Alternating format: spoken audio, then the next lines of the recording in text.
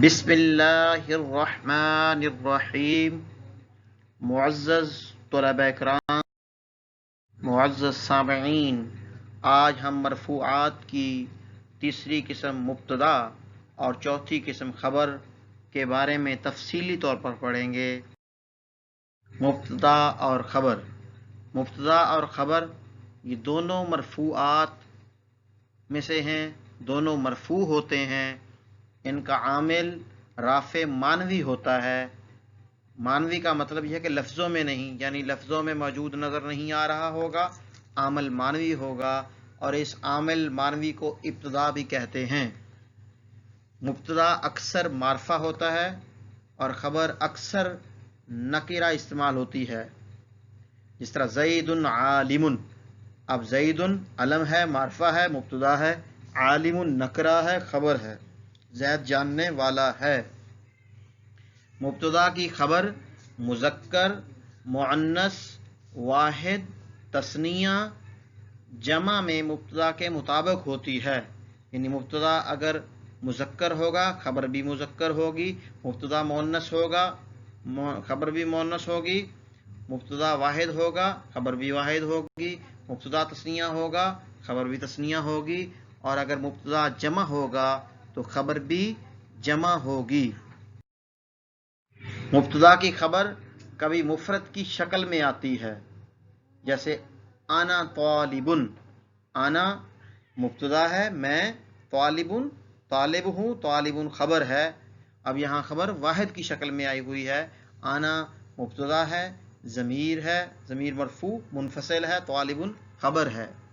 کبھی مرکب ناقص کی شکل میں آتی ہے خبر، کبھی مرکب ناقص کی شکل میں بھی آتی ہے، جس طرح نحن انصار اللہ، ہم اللہ کے مددگار ہیں۔ نحن مبتدا ہے، انصار مضاف، اللہ مضاف الیہ، مضاف مضاف الیہ مل کر یہ مرکب اضافی ہے۔ مرکب اضافی مرکب ناقص ہوتا ہے اور یہ دونوں مل کر خبر ہے نحن مبتدا کی۔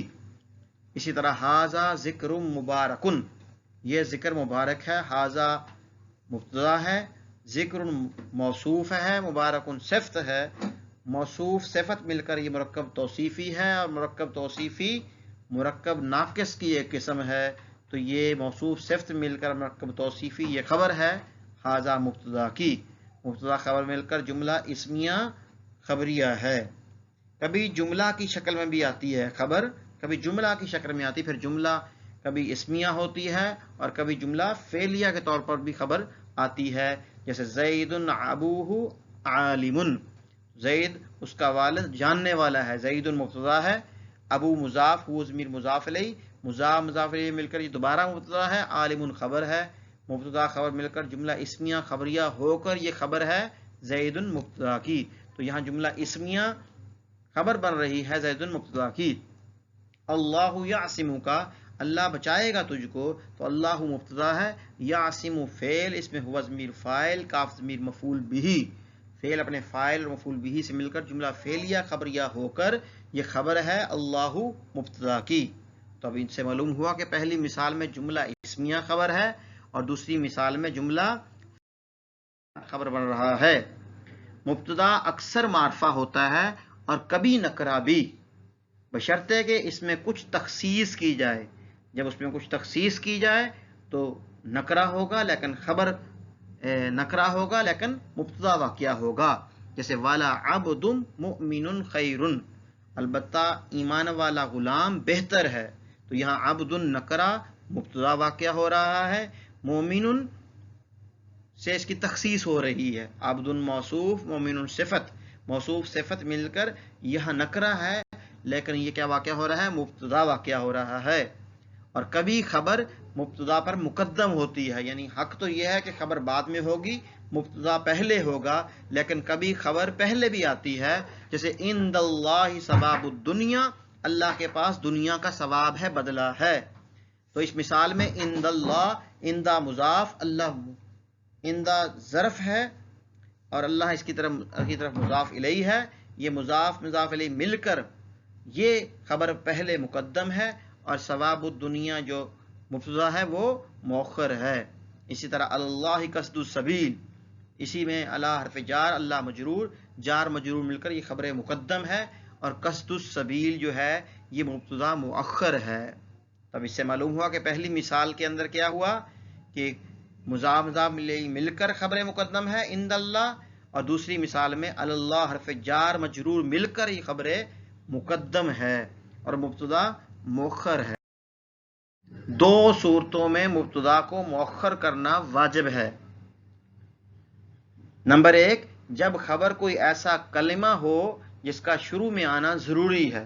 خبر ایسا کلمہ ہے جس کا شروع میں آنا ضروری ہے، جس طرح اینا یوسفو، تو اینا حرف استفہام ہے، مبتدا واقع ہو رہا ہے تو اس کا شروع میں آنا ضروری ہے، اس لیے